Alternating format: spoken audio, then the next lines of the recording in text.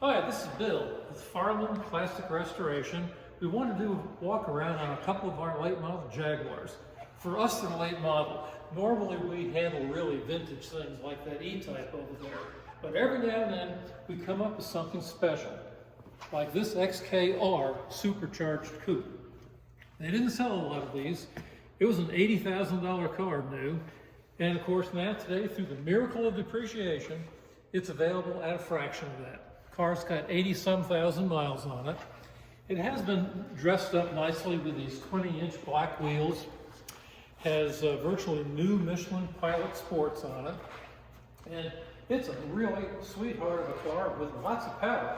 As you no doubt know, these are supercharged. It's a Jaguar 4-cam, 32-valve, 4.2-liter V8 with the supercharger.